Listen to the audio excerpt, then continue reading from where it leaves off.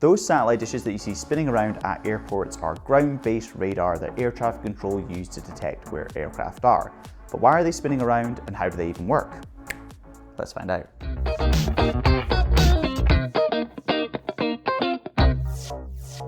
Hi, I'm Grant and welcome to the 9th class in the Radio Navigation series.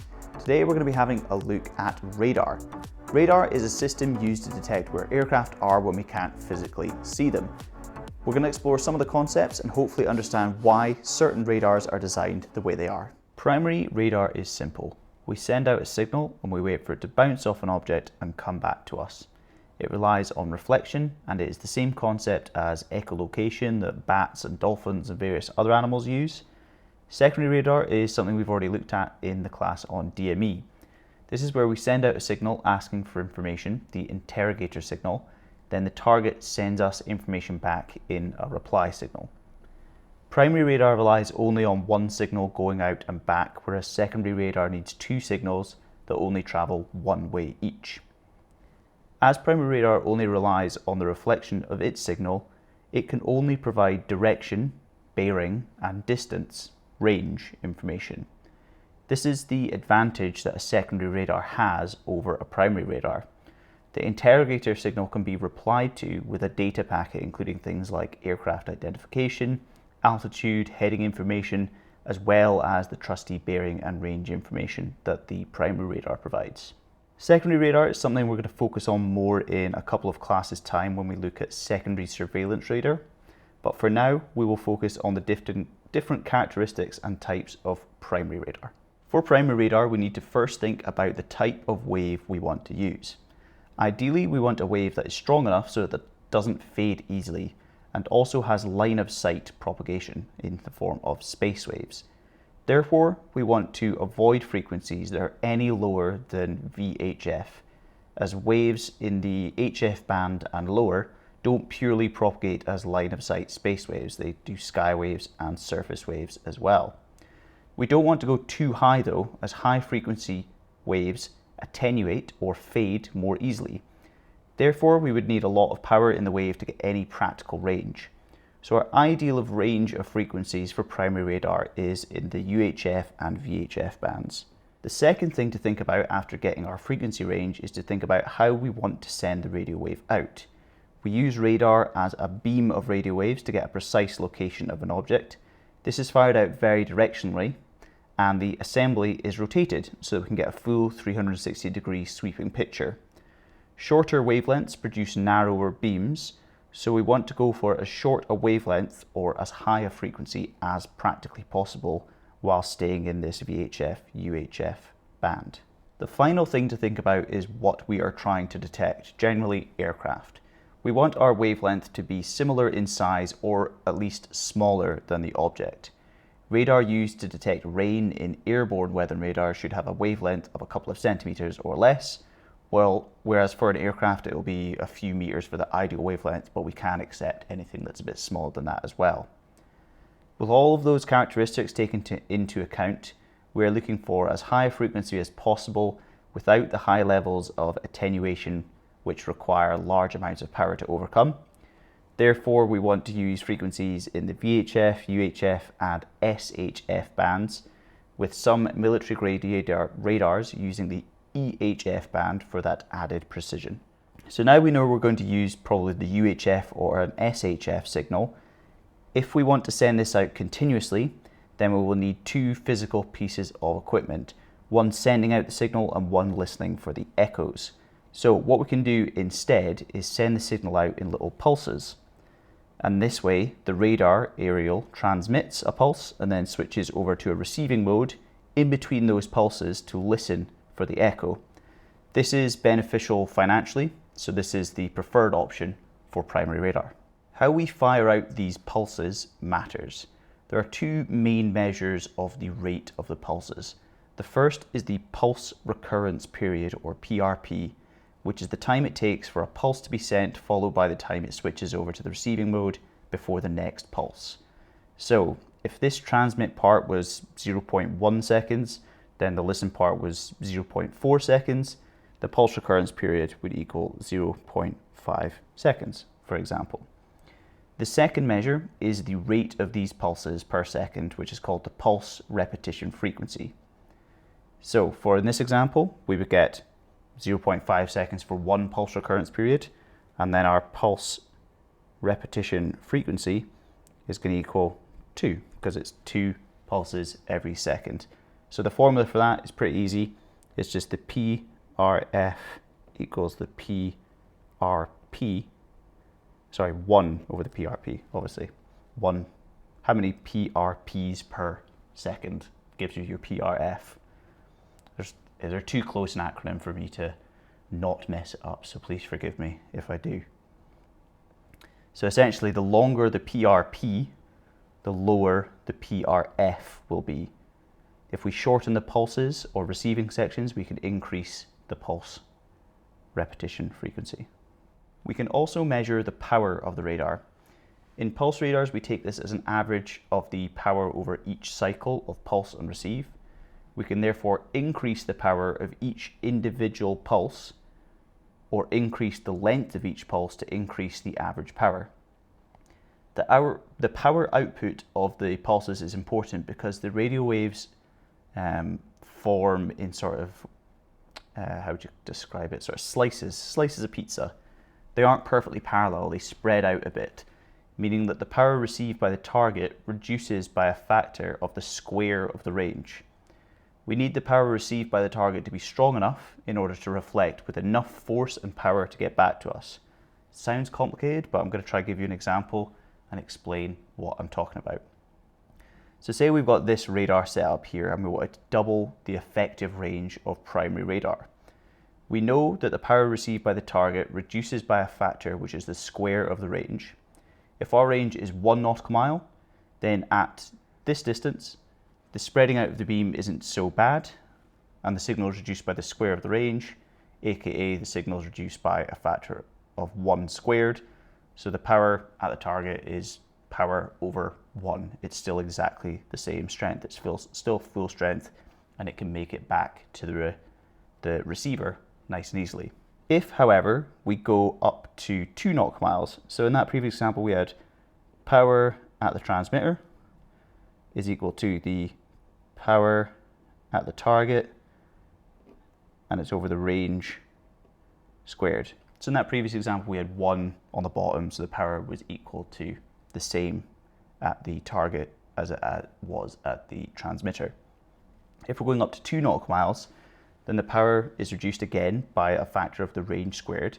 So we get the power reduced by a factor of 2 squared.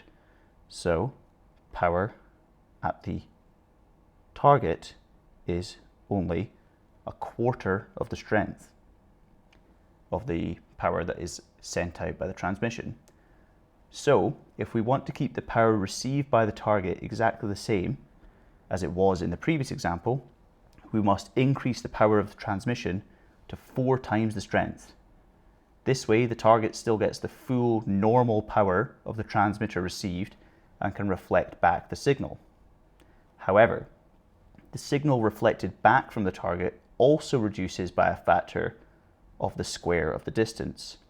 So if we fire a full power signal, we need to ensure it arrives at the target with enough power to be reduced in power again and make it back to us. With this example of wanting to double the distance from 1 nautical mile to 2 nautical miles, that means we need to multiply the strength of the transmission by 16 so that when it is reduced in strength by a factor of 4 both ways, the reflected signal still has enough power.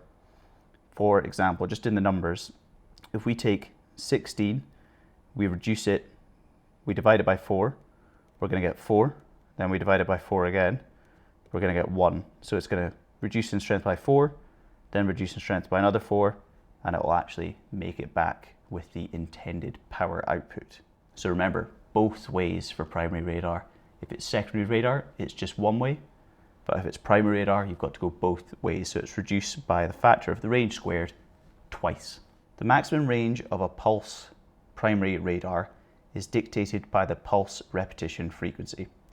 If we wanted to detect an aircraft far away at 100 nautical miles, we need to let the pulse travel to the object and back before we send out the next pulse. This way the antenna is in the listening phase and can receive the echo that's coming back from the object. If the pulse repetition frequency was too high, another pulse may have already been sent out before the previous one arrives back, and confusion over the range could occur. So what we do is we need a long pulse repetition period, or a low PRF, with long gaps in between the pulses in order to detect things far away. Conversely to that, if we have a low pulse repetition period or a high pulse repetition frequency with short gaps in between the pulses, we can detect objects that are close by with good accuracy in terms of range. Radars are adapted using this basic principle for different uses. So if we wanted to find the max theoretical range of radar, we essentially do a speed, distance, time calculation. We've got the max theoretical range equals the speed of light divided by 2 times the PRF, 2 times because we're going there and back. And C is the speed of light, 3 times 10 to the power 8 meters per second, or we can use 162,000 nautical miles per second, which is crazy fast. For our example, if we used 100 nautical miles as the range we wanted, and we want to try and find out the PRF, we know that we have to do 162,000 divided by 2 times the PRF, and that means that 2 PRF equals 162,000 over 100, and essentially the PRF comes out to 810 pulses per second, which makes the pulse repetition period about 0.001 seconds. The minimum range of the radar is also dictated by the length of the pulse, or the pulse repetition frequency. I told you I was going to get them confused. PRP, PRF. PRP goes up, PRF goes down, and vice versa. So if the pulse is too long, then the echo might start to come back while the pulse is still being sent out. Then the radar won't have switched to the listening mode and won't get the echo or a reliable signal. So the shorter the pulse width and the higher the PRF, the shorter the range that can be detected. The solution to getting a good short range and long range radar then looks like it is to have a short pulse in terms of the width, with a long quiet period or a low PRF to get the balance of both worlds. Unfortunately, with long range radar systems, you need long pulse widths in order to keep the energy and the power in the beam, which this basically leads to custom radars for different purposes. So there's a few errors or things to think about with primary pulse primary radar, whatever you want to call it, and a few of them are here. So basically, if we have a wide beam, then we might be detecting multiple things at the same time. So say this beam is spinning round. If we have a narrow beam, we can differentiate between aircraft A and aircraft B. But in this case, when we've got this wide beam, it's detecting both at the same time, so it can lead to confusion in differentiating which one's which reply, which echo signal is coming from which aircraft. So if we want that narrow beam in order to produce a nice clear definition between the two aircraft, then we basically want to use a large dish. The formula for calculating the width of the beam is 70 times the wavelength over the antenna diameter. So if we use a nice big dish, we get a nice narrow and accurate beam, which helps us define aircraft 1, aircraft 2. Super refraction is sometimes called ducting, and this is the phenomenon of radio waves above the high frequency band, which we're using for our radar signals, behaving in a way similar to HF surface waves. Essentially, the higher than HF waves become trapped under an inversion layer. An inversion layer is where temperature rises with altitude instead of decreasing with altitude. And in this certain specific meteorological state, it allows the waves to travel much further than normal, which can lead to confusion. If your radar is good to 200 nautical miles, then you're suddenly getting aircraft out at 300 nautical miles, then something's up and the confusion can arise. Attenuation is what normally happens to waves. As they travel from the transmitter, the energy in the wave dissipates over a larger area and therefore becomes weaker. We therefore need to ensure we have enough power and energy in the wave to allow it to travel out and back to the radar station. If we don't, then we aren't going to get any reliable signals. This is what I was talking about as the power at the transmitter is equal to the power over the range squared at the object we're trying to detect. It gets weaker over distance because it starts to spread out over a larger area. The amount of energy in the echo that is reflected is dependent on the size and the shape of the object. If it is a metal surface that is big and pointed towards the radar station, then we're going to get a very good return. Conversely, if the reflective surface is made up of a material designed to absorb radio waves and the side profile of the object is small, then the radio waves won't reflect well. This is how stealth bombers and stealth fighters are designed, along with sharp angles to make the radio waves reflect off in weird angles and not back to the transmitter. The rotation speed is important because we have to rotate the whole radar assembly in order to get a full 360-degree view. If we have the rotation set wrong, the receiving antenna might be pointing the wrong way while the echo returns. Say we had an object out here or aircraft out here at 200 nautical miles. If we have the rotation too fast, then as the wave travels out and back, the receiving antenna could be facing the other way when the echo comes back. So for long range radars, we want a slow rotation, and for short range radars, we have a higher rotation speed so that they catch the echoes nice and quickly. So there are several types of ground-based radar. Surveillance radar is the classic radar you would think of air traffic control as using to direct aircraft. It's that green sweeping thing that goes beep, beep.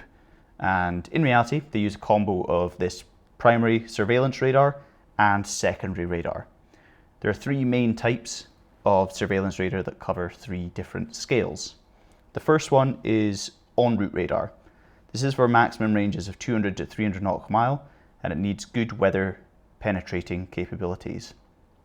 This is long range radar, so we know from our study earlier on the properties of radars that we'd want a nice low PRF so we can hear the replies coming back.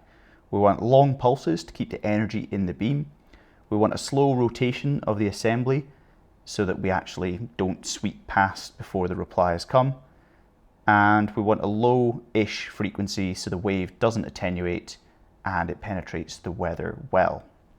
The primary radar used for this range is therefore a UHF 600 megahertz radar with a 4 microsecond pulse width, pulse repetition frequency of 270 pulses per second, with a 1.7 degree wide beam and a rotation speed of 5 revolutions per minute. Actual figures that I'm quoting may vary slightly, but the purpose of me listing them is just to show you how each of the properties change between the radar systems. Terminal radar is used for maximum ranges of 60 to 80 nautical miles and is used for aircraft arriving into what we call the terminal area of an airport, following arrival procedures or even departing the zone or transiting the zone. For this medium range of radar, we want to use a slightly higher frequency, higher PRF and faster rotation speed with a narrower beam. So therefore we have a UHF 1000 megahertz radar, 3.9 microsecond pulse width, a PRF of 350 pulses per second, a 1.2 degree wide beam with a rotating speed of about 8 RPM. The next is the approach radar. This has an even shorter range for the final stages of approach and landing. So following the same pattern, we want even higher frequencies, PRF and rotation speeds. We therefore get a radar sort of on the UHF, SHF dividing line, the border, about 3 gigahertz, with a 1 microsecond pulse width, a PRF of 700 pulses per second with a very narrow beam rotating at 15 RPM. This type of radar is so accurate it might be used to provide an aircraft with guidance all the way down to 0.5 miles from touchdown, with the controller providing headings and altitude targets to the pilots in something called surveillance radar approaches, something I've never seen or done before, and probably a last resort if everything else fails and the weather is really bad. The next sort of stage of an approach radar is a precision approach radar. This is a separate thing to these three surveillance radars because this provides vertical and horizontal guidance. Whereas approach radars only do the horizontal, this can be used all the way down to about 200 feet from the ground because it is that accurate. The controller has 2 radars and 2 displays, one for the vertical and one for the horizontal, and can provide a continuous talk-down approach. So you are left of center line, turn right 1 degree, you're on the glide path, you're on the center line, straighten up, you're high on glide path, increased rate of descent, etc., etc. The last one we've got is ASMR, which is not that really crisp, clear audio stuff that you see on YouTube, TikTok, whatever. This is the final type of ground-based radar, and it stands for Airfield Surface Movement Radar. These need to be highly accurate as they're used to direct aircraft around airports, where the accuracies are in terms of meters and not miles. So everything is sort of maxed out. We've got a very high PRF, very short pulses, very fast rotation. If you think about the rotation for the surveillance radar was about 15 RPM. This is all the way up at 60. It's about 4 times as accurate as that in terms of its rotation, and other things make it even more accurate.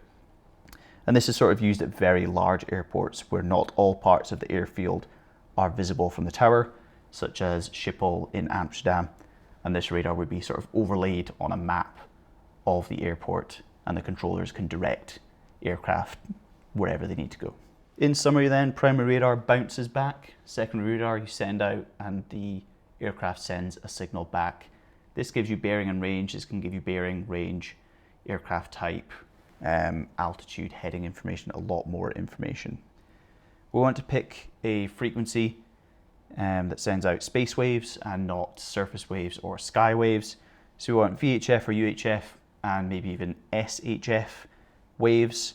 We want to rotate the assembly around to get a full 360-degree view, and we want a wavelength that is similar to the object or lower. If we send it out continuous, we need 2 bits of equipment. We need one that transmits and one that receives.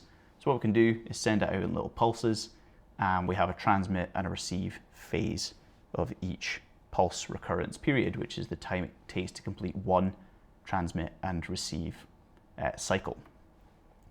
The pulse repetition frequency is this how many pulses occur per second. So it's 1 over the PRP. I'm still struggling with those acronyms, PRF, PRP. Yes, 1's the frequency and 1 is how long it actually takes in terms of seconds. The power of the radar is important. The power at the object that is received is lower by a factor of the range squared.